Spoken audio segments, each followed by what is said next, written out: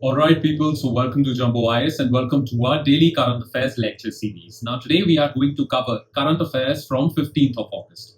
Now you know 15th of August is an auspicious day for all Indians. It's the Independence Day, and because of that, well, we are going to cover all the news items. Basically all the news items that will be covered today shall be related to Independence Day. So two news items would be related to the announcements made by Prime Minister Modi in his Independence Day speech, and two news items would be related to history, 1947, because there were articles that were published in 15th August's newspapers, right? Therefore, we will cover all the news items related to Independence Day and which are important for UPSC examination, right? All right, then. Enough of the introduction. Let's straight away dive into the lecture. So let's begin. So daily current affairs, 15th August. Happy Independence Day, by the way. And here are the topics. Topic number one is, what is PM Modi's Saptadhara? An announcement made by PM Modi to make India Vikasit Bharat by 2047. So we'll talk about this. Then we'll talk about another announcement, 100 gigawatt nuclear target, that we have to achieve this target, 100 gigawatts of nuclear electricity. So why nuclear electricity? Why are we going nuclear? Okay, we'll talk about this. Then we'll talk about, go back to 1947. In fact, 1946. Royal Indian Navy mutiny. The mutiny that was really important in Britishers' decision matrix. Okay, because of this mutiny and INA trials, Indian National Army under Subhash Chandra Bose's trials, well, they decided to leave India because they decided, or they realized, that they cannot sustain the Indian Empire. So it is a very pivotal moment in India's history, India's freedom struggle. And in the end, we'll talk about 4 princely states that refused to join India but are now part of India. Right? This history is also important because India after independence is part of our syllabus. So these are the 4 news items that we shall zero in our attention on. So let's start discussing them one by one. Starting with topic number 1, and that is, what is PM Modi's Saptadhara? Okay, now Saptadhara literally translates into 7 streams. Okay, basically Prime Minister Modi in his Independence Day speech has said that India needs to work really hard in these 7 areas. Because if we really capitalize on these 7 areas, nobody can stop us from becoming a developed country, Vikasit Bharat, right? Now, what are these 7 streams? Well, most of these streams are related to sunrise sectors, which means most of these streams are related to frontier technologies, AI, quantum computing, chip manufacturing, all these things. But what are these 7 streams? And how this view of India's development is different from traditional planning of Indian economy. Okay, because this way of planning Indian economy is dramatically different from the traditional methodology. So we'll compare the two also. Why this new way of taking India forward is different from the previous methods that have been taken in the past. Okay, so let's begin. What is this Saptadhara? So what is PM Modi's Saptadhara? So delivering his address from the ramparts of Red Fort on India's 80th Independence Day, Prime Minister introduced a comprehensive policy roadmap titled Saptadhara 7 Streams. So what are these 7 streams? Okay, 7 streams framework. We will work on youth empowerment, Yuva Shakti and skilling of youth, Krishi Utthan, agricultural development, tech and AI, infrastructure Pravah, basically connectivity, roads, bridges, rail corridors and all that. Green Urja, green energy, inclusive Kalyan, inclusive growth, socio-economic development, and good governance, Sushasan. So these are the 7 areas. Now, how this Saptadhara framework is different from the previous models? Well, Prime Minister said that these 7 streams won't work independently. They are not 7 streams going or flowing independently. They are connected to one another. And all the ministries involved in these 7 projects would be connected to one another, because failure of one would lead to failure of all other 6. Okay, so all are mutually reinforcing. Okay, Yuva Shakti, without Yuva Shakti, you cannot go forward in tech, infrastructure, any of the other 6 pillars. Similarly, without green Urja, green energy, you cannot develop AI, nothing, because AI chips also, data centers require energy. So all 6 are connected. Since all 6 are connected, therefore all the ministries, all the departments that would be working on these 7 projects would be connected in close coordination with each other. Okay, now how that will be managed? Well, the future would tell us. Okay, plus the government's various other roadmaps or other policy plans would reveal how this coordination would be maintained. Still, this is the idea. Clear? Now, how is it different? Let's take a look at this one by one. Okay, how Saptadhara development vision is different from traditional sectoral planning. First of all, the execution of this is siloed, departmental programs disconnected. One scheme is disconnected from all the other schemes. Whereas over here, it is connected. Tech is connected to infra, it is connected to welfare. Technology focus. Earlier, we used to focus on normal computerization, okay, basic automation, but today we are going to focus on deep tech, AI ecosystems and quantum technology. Then, scheme-specific application and selective coverage. Like I said, individual silos. 100% entitlement saturation using digital public infrastructure. Then energy strategy focus was because all these developmental things require energy, electricity. So earlier Government of India used to focus on energy of all kinds, fossil fuels also and renewable also. Basically the goal is we need energy. It doesn't matter where it comes from.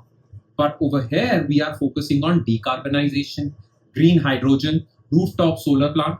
Renewable is the prime focus and de-inducting fossil fuels is the prime focus. Plus, our earlier planning models like the 5-year plans were short-term, 5-year plans. Okay, this is long-term. This vision goes up till 2047.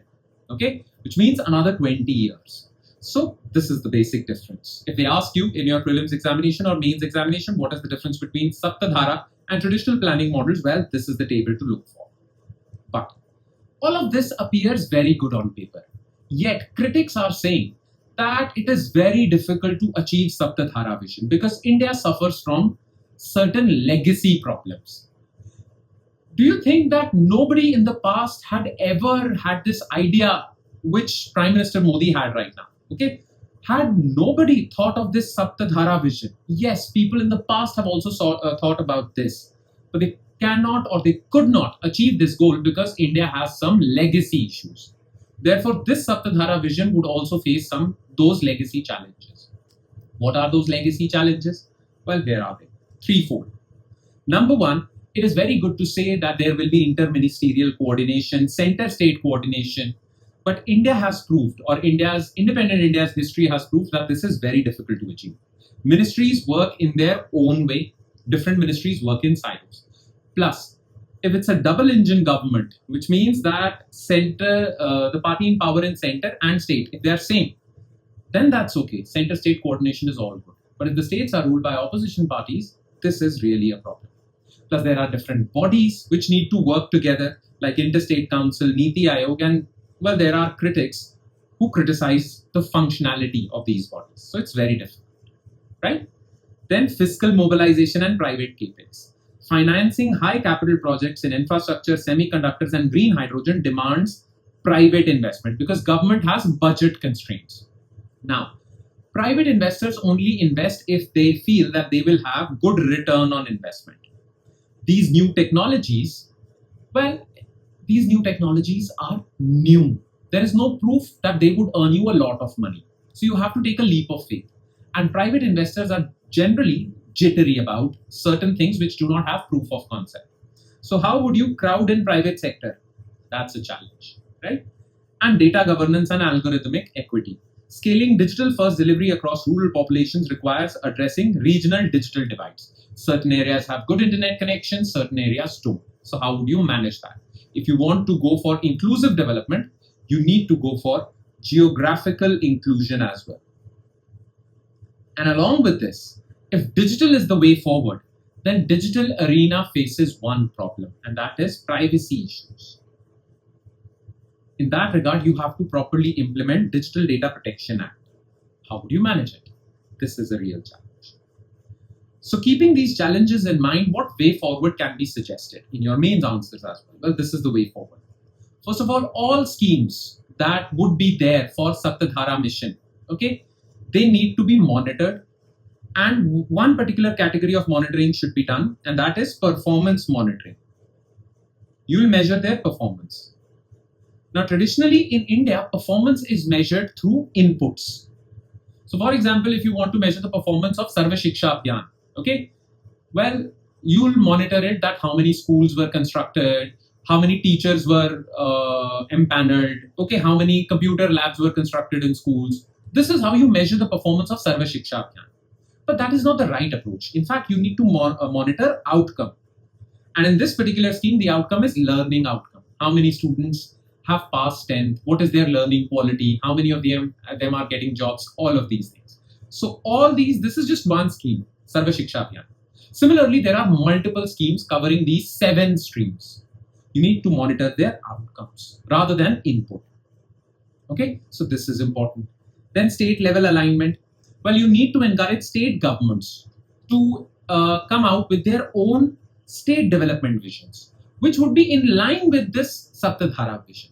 Okay, so that individual states can have their own roadmap as well. This should be done. And remember, Saptadhara vision has one important pillar, and that is tech. Tech requires a lot of R&D. So improve your gross expenditure on research and development, which is currently very less than 1%. It should go up to 2% of GDP. Okay, and much of it should come from private sector as well. Okay, private partnership can be improved through Anusandhan National Research Framework. We have talked about this in previous current affairs lecture. So do this, go for this, right? That would be all. Now let's quickly shift our focus to next news item, and that is, well, 100 gigawatt nuclear target. Okay, now listen to me very carefully. Well, let's go back to Saptadhara vision only. Saptadhara vision had one component called tech.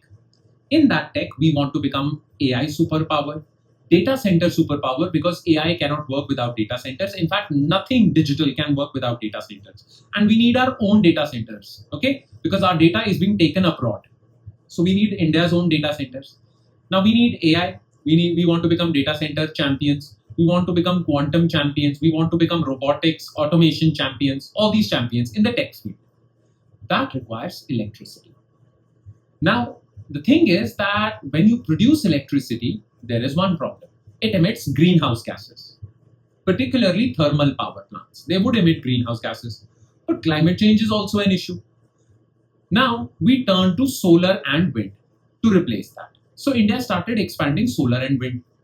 But the problem with solar and wind is intermittency. What is intermittency? Well, sun doesn't shine during the night or during cloudy weather. What do you do then? Okay, there is sometimes this deficit. People demand more electricity, but the sun is not shining. Then what do? You go back to thermal power plants for supplying this deficit electricity. We need to replace that as well. And in this area, nuclear can help us. So India's demand for electricity is going to rise because of AI data centers demand. Yes, but we cannot completely rely on solar or wind because of grid intermittence. Therefore, the only other option which can provide 24/7 electricity without emitting greenhouse gases, and that is nuclear. That is why Prime Minister Modi announced that our aim is to build 100 gigawatt electric of generational capacity from nuclear alone. Now, what are we doing in that area? What have we done so far to promote nuclear? Let's talk about this, okay? So yeah, 100 gigawatts target. In his 80th Independence Day address, PM Modi outlined an ambitious roadmap for India's atomic energy sector, commissioning 5 new nuclear reactors within current decade and scaling national nuclear capacity to this. Now, this shall be achieved through 2 ways. Number 1, expanding large-scale pressurized heavy water reactors and light water reactors, the traditional way of producing nuclear electricity that has been followed in India. But we are also following new approach. We want to build more small modular reactors. Now, small modular reactors are small nuclear reactors, but they are better. How are they better? We will find out during the course of this lecture. But India wants to go for, or India is significantly pushing this to expand its nuclear capacity. And for that, India has enacted a new law also, Shanti Act, Sustainable Harnessing of Advanced Nuclear Technology Act. Shanti is an acronym.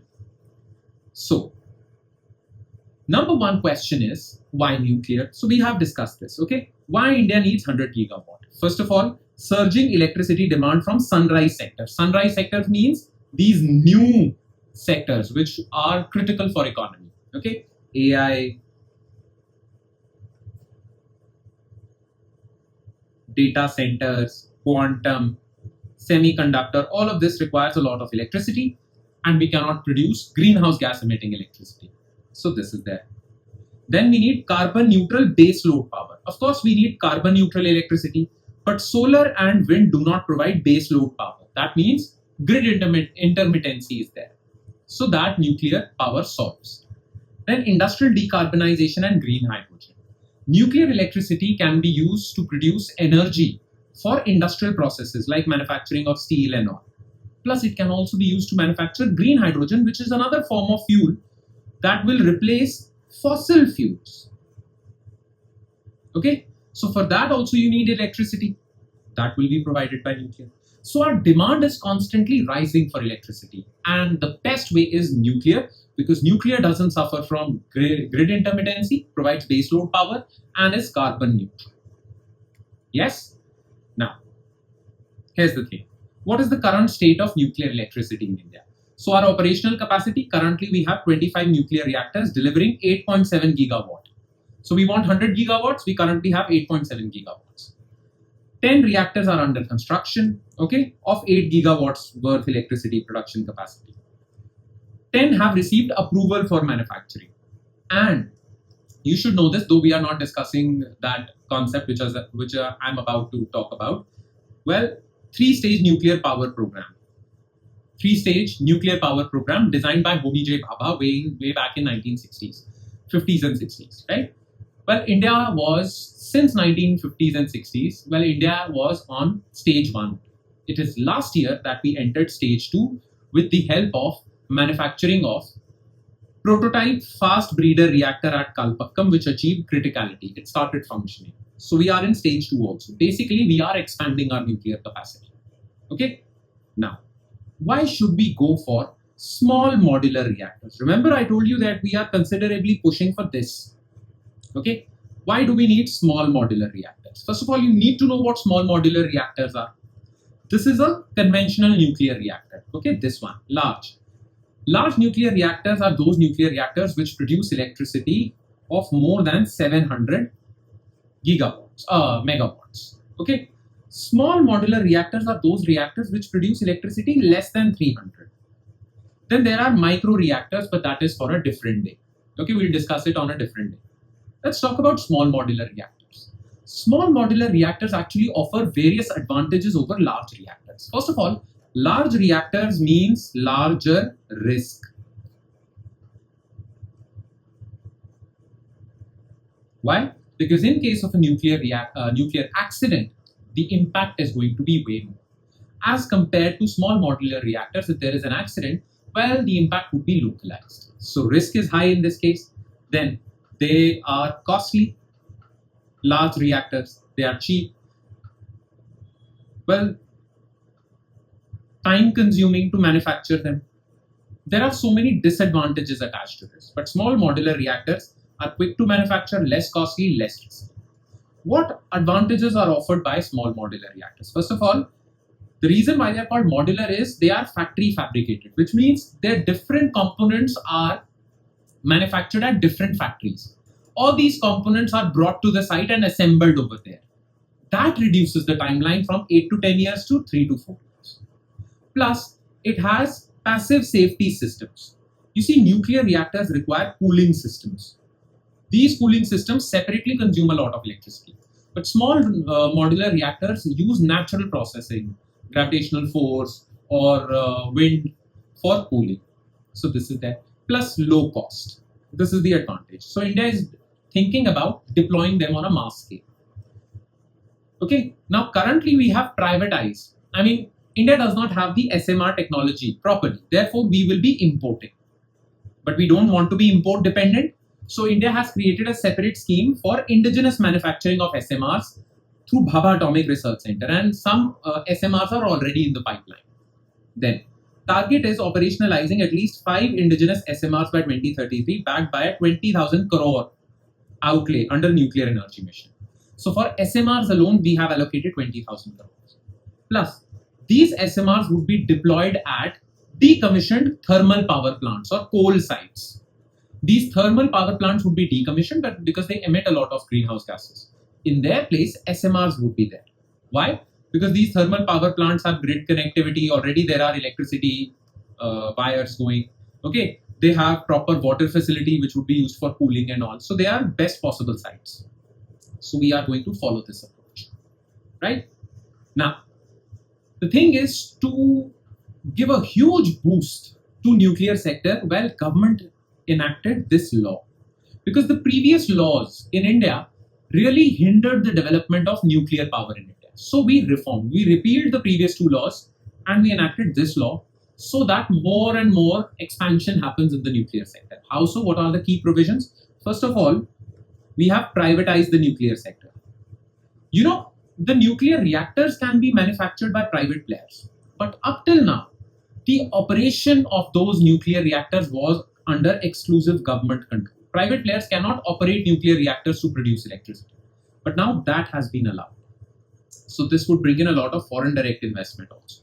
Foreign players would come in. Then captive generation has been allowed. There would be these huge data centers which would have huge demands.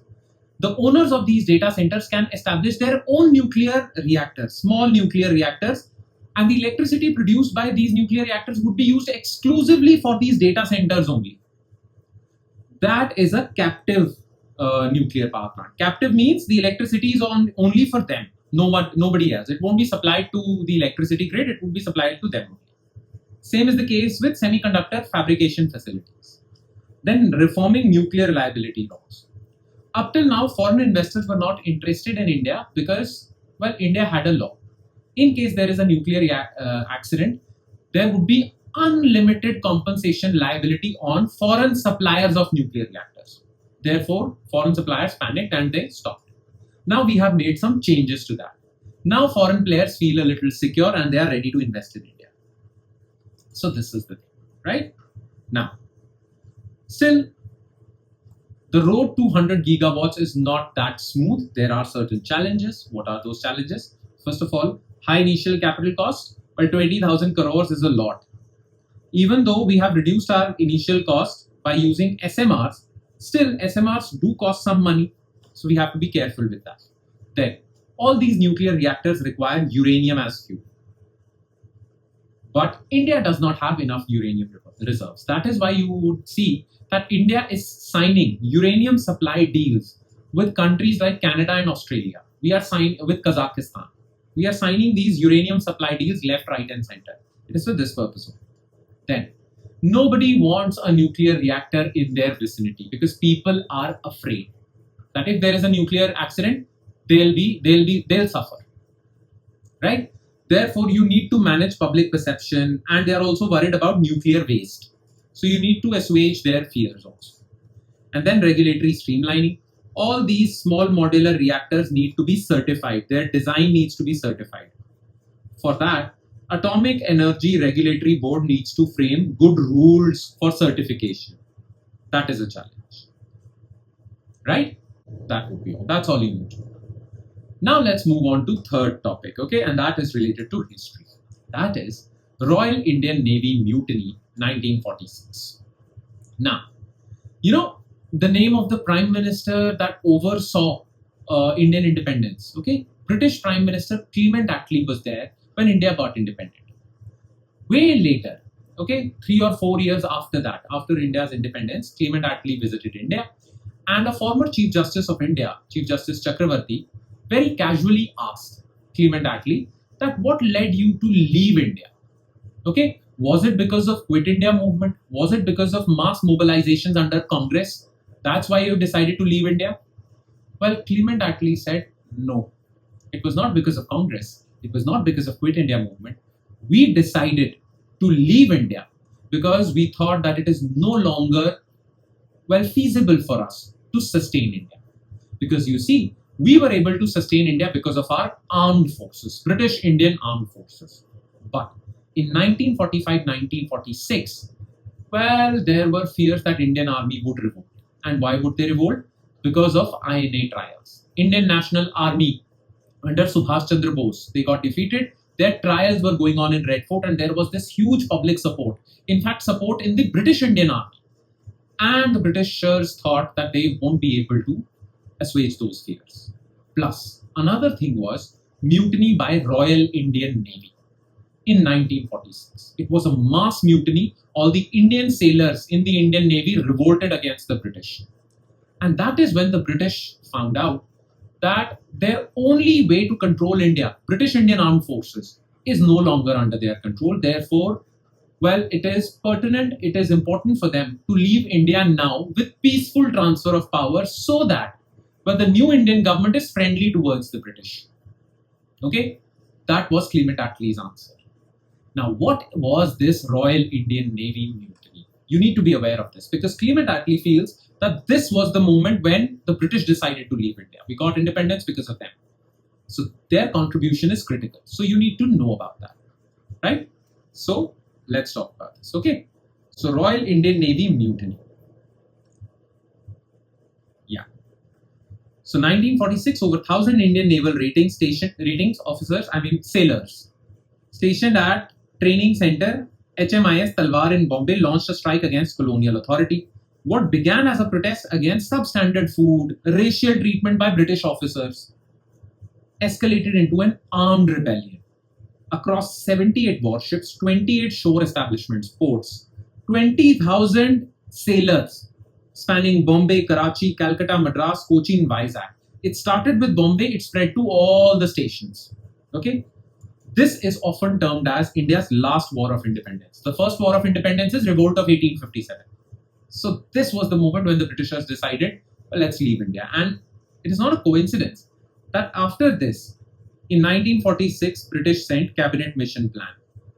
And we all know what was the purpose of Cabinet Mission Plan. Peaceful transfer of power. Right? So what was this? What is the timeline? So December 1, 1945, on the eve of Navy Day, slogans like Quit India were painted on the ship by B.C. Dutt.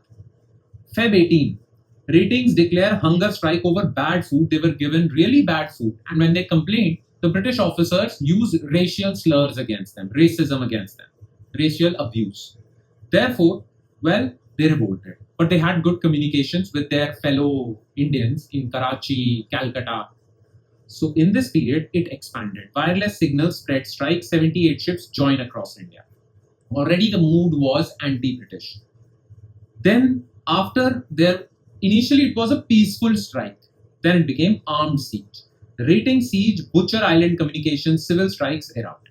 Then, well, sympathies in the Indian army were also shifting towards these sailors. Plus, the civilian population in these port areas, Karachi, Bombay, they also started joining the protest of these naval ratings. So, well, the British were really adamant. They used brutal measures to suppress it, okay? And plus, they persuaded Indian nationalist leaders like Sardar Vallabhbhai Patel and Muslim League people also, because British Indian Armed Forces had Muslims also.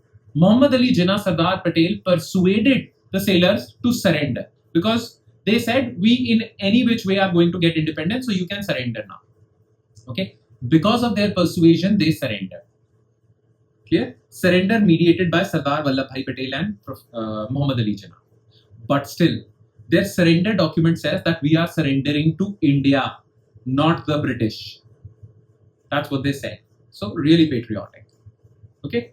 Now, primary causes of the mutiny. Well, post-World War II demobilization. During World War II, there was this huge demand for sailors. 30,000 were there. After World War II, the British could not afford to pay their salaries. Therefore, they demobilized them. Okay? So there were mass layoffs. There was uncertainty that, well, every sailor used to feel that they can be chucked out of the Navy tomorrow. So that was there. Then racial abuse and living issues. Then already there was this nationalism was in the air. INA trials created intense anti-colonial settlement. Plus, well, people felt that these wars in Europe are not our wars. Why are we fighting? So there was this war cry for independence. Now, how did the things go about? Well, all these mutineers, these rebels, formed Naval Central Strike Committee. They had certain demands. Number one, immediate dismissal of Commodore King, who had a racist attitude. Quality of food equal to European scales, equal pay allowances and pensions. Okay. But they also had, this was their professional demand, but certain political demands were also there. release of INA prisoners, withdrawal of Indian troops from Indonesia, full independence to India. They demanded independence, right? Here is a table with respect to what different leaders of that time had an opinion on this. So Mahatma Gandhi, he condemned this mutiny. He feared that indiscipline in the Indian armed forces would establish a dangerous precedent for an independent India. This habit of rebelling would not be good for India that would attain freedom. That was his argument. Sardar Patel, he negotiated their surrender, urged constitutional transfer of power, recognized that armed escalation could provoke total military crackdown. So he said that the British would go for total military crackdown, so surrender. Jinnah, aligned with constitutional negotiation, opposed revolts. Left and socialists, they were different. They viewed the naval revolt as the starting point of an all-India anti-imperialist revolution. They in fact encouraged it. Okay, so this was there. So what was the significance of this? Number one, well, erosion of Raj's coercive pillar. Armed forces was their coercive pillar to have control over India. That was moving away from their control. So that gave them this realization that it is no longer feasible for them to control India. Then catalyst for cabinet mission, we have talked about this. Then this Attlee Chakravarti revelation, which we talked in the beginning. And communal unity model. Both Hindus and Muslims stood shoulder to shoulder, revolting against the British. This was the last time that they did that. After that, well, the partition is history. Okay, so that is the significance, right? That would be all. Now let's quickly shift our focus to last news item of the day. Very quickly, the 4 princely states that refused to join India. So you should all know this, that when India got independent, and Pakistan also, there were 562 princely states that also got independence. Okay. Now both India and Pakistan, well, offered them to either join India or Pakistan. Some of them wanted to remain independent. If you talk about Pakistan, but there was this state of Balochistan, princely state in Balochistan, that wanted to remain independent, but Pakistani army forcefully acceded. Then there were certain states in India, princely states in India, that either wanted to join Pakistan or, well, they wanted to remain independent. In fact, most of these states wanted to join Pakistan because the ruler was Muslim, but the majority population was Hindu. Okay. Now we'll keep Kashmir aside. These are the 4 states apart from Kashmir that, well, did not want to join India in the beginning. And how Sardar Vallabhbhai Patel's policy led to integration of India. That is why, well, there is a statue of unity for him, dedicated, because he united India. Okay, so let's begin. So 4 princely states that refused to join India. So what is the context? You see, when the Britishers were ruling India, these princely states were under British paramountance. That means they would be internally independent, but they would accept the Britishers as their overlord, the king or queen of Britain as their overlord. When the British left, Indian Independence Act was passed, but this paramountcy lapsed and they became briefly independent. It was their choice to go either way. There were 3 ways: join India, join Pakistan, go independent. Right? Now, they were technically free. So the institutional machinery, who did India deploy to integrate these princely states into India? Sardar Patel as the minister and VP Krishna Menon as the secretary. Strategic accession terms were, well, we said that we'll figure out a deal, okay? Because some princely states wanted to be independent. So we said that surrender defense, external affairs and communications to us, and we will figure out a deal as to how to keep you independent within Indian Union. So this was there. Resolving dissident states. There were 4 states apart from Kashmir: Travancore in Kerala, Jodhpur in Rajasthan, Bhopal in MP, and Junagadh in Gujarat. Okay. Now, what were the situations individually with them? Travancore thought that they are a coastal state. They have access to ports. Okay. Kerala, a part of Kerala, and they had some deals with UK. Plus, they had some nuclear fuel, monazite sands, which can provide thorium. Britishers were interested in that, and the Britishers encouraged their independence. Okay, so the Diwan of Travancore actually wanted independence, but the people rebelled. So, well, it had to be united. Then Maharaja of Jodhpur, which was a Hindu population, Hindu king, he did not want to leave his independence. and plus Muhammad Ali Jinnah, well, somehow persuaded him to join Pakistan and he was ready. He offered him deals that we will give you access to Karachi port for import export. We will make it really viable for you. So Sardar Patel went to him and offered similar deals. This was there. Then Bhopal. Begum of Bhopal, well, the ruler family was Muslim and population Hindu. They wanted independence. Mountbatten persuaded them. And then Junagadh. They wanted Pakistan. And there was popular resistance against them. Arazi Hukumat, which was provisional government, rebelling against the Nawab, who wanted to join Pakistan. Okay? Well, the story is given in your notes, right? So go for this. Now, what strategy was used? It is generally said that both Patel and Menon used carrot and stick policy. Sometimes they used fear, sometimes they used incentives. Carrot and stick policy. But they used dual strategy. One strategy was accession. Okay, for bigger princely states, instrument of accession was signed. You have to surrender defense, external affairs and communications. Okay, sign a standstill agreement that whatever facilities you were getting from British, we will also give it to you. And we will figure out a way as to how you can be integrated to India. But these three things would be with India. And then smaller states were fully united with India.